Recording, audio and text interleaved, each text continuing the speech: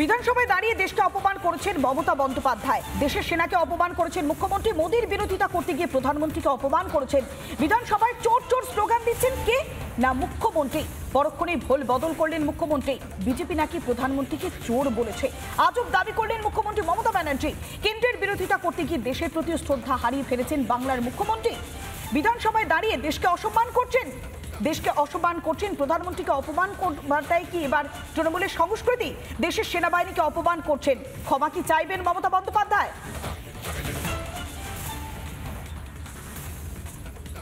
আমরা বলি সমস্ত লোকেরা মোদি চোর, মোদি চোর, মোদি চোর, বিজেপি চোর, মোদি চোর, বিজেপি চোর, মোদি চোর, বিজেপি চোর। মোদি চোর আর বলবেন না, লোকে মোদি চোর শুনছে, মোদি চোর শুনছে।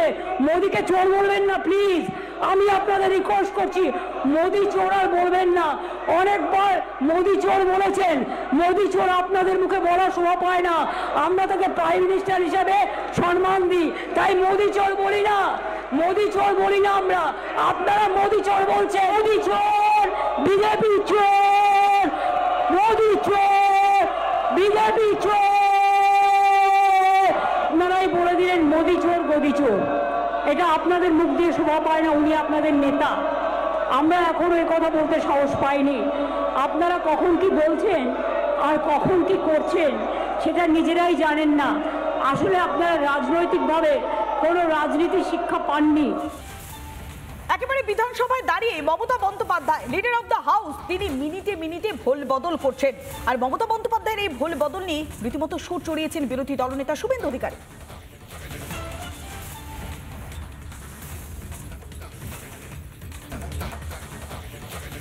ওনাকে বুঝিয়ে দিয়েছে যে ভারতীয় জনতা পার্টি কিভাবে চোখে চোখ রেখে লড়াইটা করতে হয়, সেটা বুঝিয়ে দিয়েছে। ওর কথা বাদ দেন, ওর মাথার ডাক্তার দেখাক। ওটা ভারতবর্ষের লোক বলছে এর মাথা খারাপ হয়ে গেছে। যে ভাষায় বক্তব্য রেখেছে প্রত্যেকে বলেছে, আর আমরা ওকে বুঝিয়ে দিয়েছি যে বাংলাদেশের মুসলমান আর রোহিঙ্গাদের বাঁচানোর জন্য এই বাংলা বাঙালির খেলা কেউ বিশ্বাস করছে না। নানা ধরনের কন্টেন্ট দেখার জন্য লাইক করুন, শেয়ার করুন আমাদের ফেসবুক পেজ, সাবস্ক্রাইব করুন আমাদের ইউটিউব চ্যানেল। পাশাপাশি অন্যান্য ব্রেকিং নিউজের জন্য অবশ্যই চোখ রাখুন রিপাবলিক বাংলায়।